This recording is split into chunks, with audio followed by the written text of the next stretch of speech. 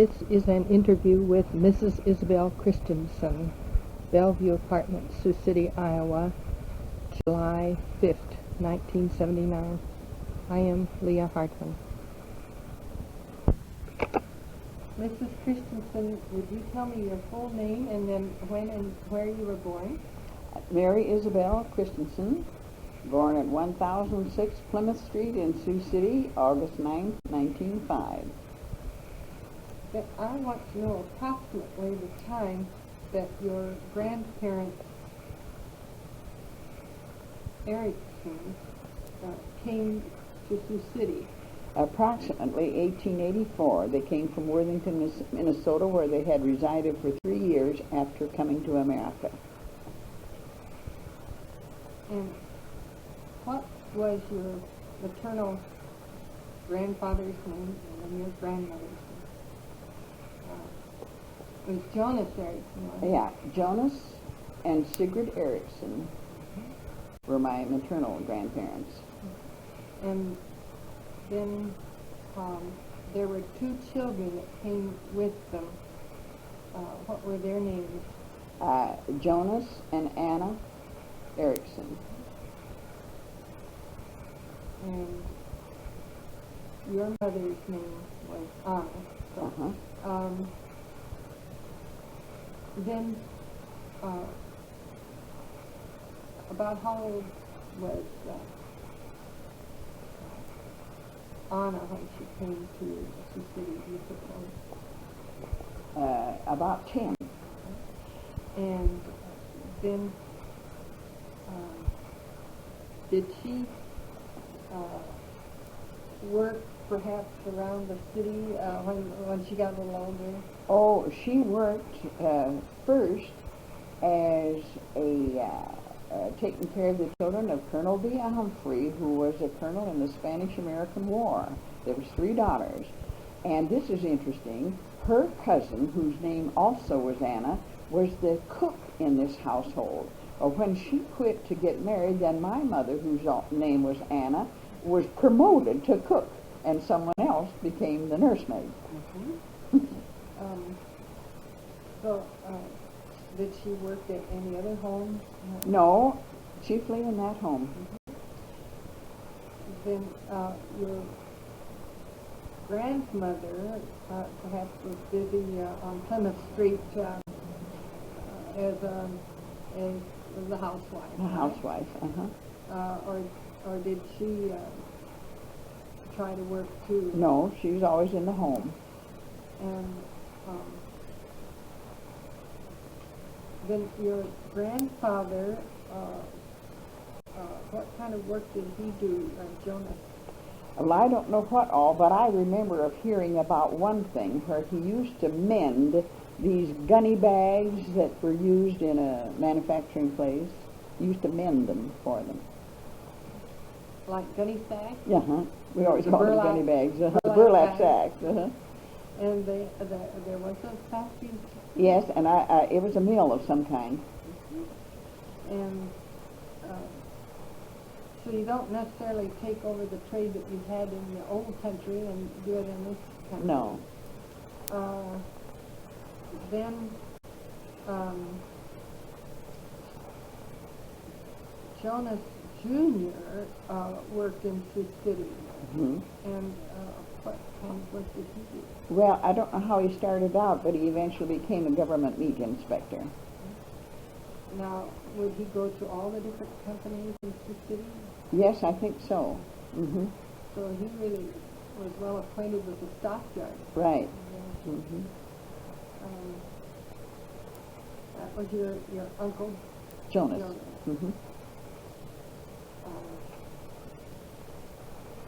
Then your mother and father, I wonder how they met.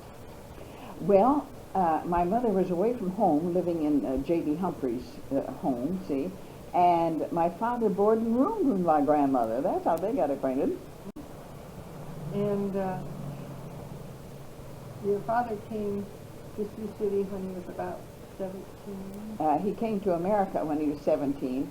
He worked down at Wakefield for a time, and then eventually came to Sioux City. At one time, he worked for the old Lindholm Furniture Company.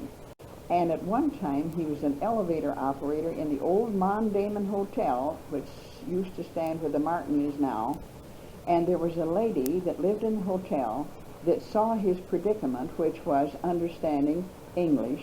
So she would ride up and down in her spare time and teach him. That was really something. Well, he didn't have to know English when he worked on the farm. No, because down he in was with a Wakefield. Swedish group. I think that's Wayne County, Wakefield. I wouldn't wonder Nebraska. what it, But it's a Swedish community. Oh, yes. So, how did he happen to come to Nebraska from Sweden? Well, this man sent his fare to him so that he would get over there, but he found out about this through other people. And when he came over, he worked off his passage, and then later on came to Sioux City. I understand your sister Fredrickson said that he worked it off several times. Yes. And then when he worked off his passage, he probably had enough, and then... He eventually came to Sioux City. And what kind of work did he pursue when he first came? Well, it was this hotel? He was with operator? this Lindholm Furniture Company. First. As far as I remember, and then as an elevator operator. Well, eventually he got into the Sioux City Transit Company. What is the Sioux City Transit Company now? And like I say, he drove the last horse car in the barn on a Saturday night and took out the first electric car Easter Sunday morning, April 4th, 1890, and that track went up Jackson Street. And there were various pictures in the Sioux City Journal about The old horse car? the old forms of transportation. And then who were some of the people that he worked with? Now, he was probably a motorman. He was. And who are some of the people you mentioned? Well, some of the older men that I remember was Tommy Cameron, Andy Johnson, and McCarthy, and well, you said Dine Kellogg. Dine Kellogg. Oh, everybody knew Dine Kellogg. I went to school with his daughter, Oh. Central High. And Sigrid, your sister said that your father was very prompt, and you could set your clock by Strict. Now, everything had to go this way or else. and so he wasn't any more than, well, he was right on time. Always Okay. very punctual.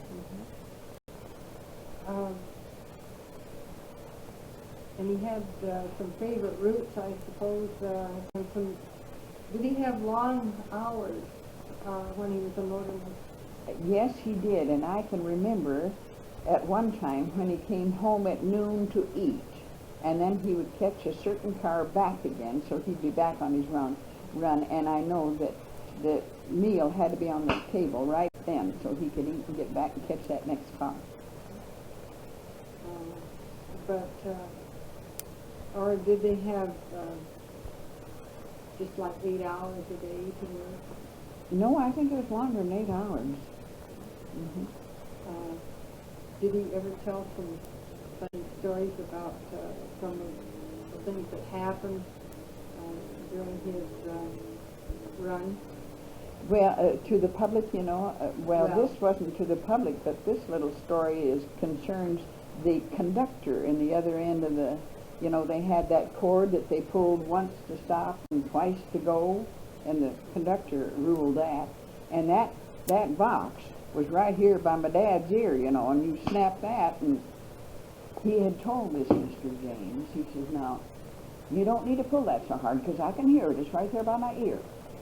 And with a car full of people, this conductor was yanking that cord, you know. So my dad stepped out of that little vestibule in the front, and he says, now, Mr. James, when you manage to break that cord, we'll go.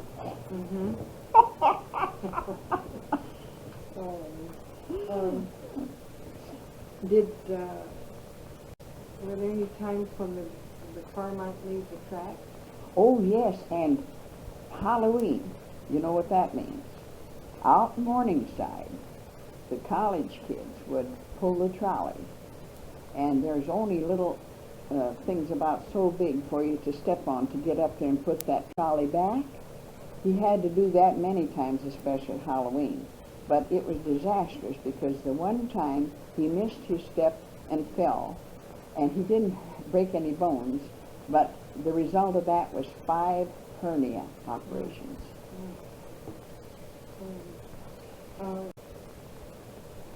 Do you remember, or did your father tell you about some of the changes in transportation to do with the street cars or the old horse-drawn cars? No, not that I recall. About the only thing I recall is that he drove the last horse car in the barn on a Saturday night. I remember him talking about. Of course, when you're that young, you don't pay too much attention to some of those things. Now, where would the stable be for the horses? I have no idea. And then his term with the streetcar company was about how long? Well, when he was retired, and he was retired because he had a diabetic coma, and he was relieved of his duties right then and there, because you see, he had about 50 passengers behind him in the car. Someone had to come over and take over the controls, and he was retired without a gold watch, and there was no such thing as Social Security and all that sort of thing. Mm-hmm. But he had a long... Oh, yes. He was duty. over 50 years with them. Very good. You were too young to know about the Pelletier fire, but maybe you've heard some stories told about that. Well, my mother made her way up to the viaduct to see the fire, and she had my brother with her. He was just a little guy. And my Aunt Anna, Jonas Erickson's wife, worked there with a bunch of the sales ladies. And she ran back to the ladies' locker room and grabbed all the purses she could to bring them out. She was scolded for doing it, but she saved the purses. Now, this happened in the evening? This Yes, Friday? yes. And, but they were working late, were they? They were working late.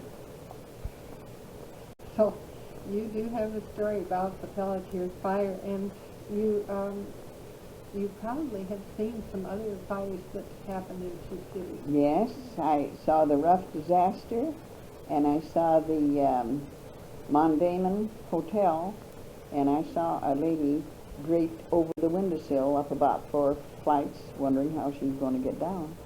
And one of our neighbors was lost in the rough disaster. In fact, we were told they brought his body out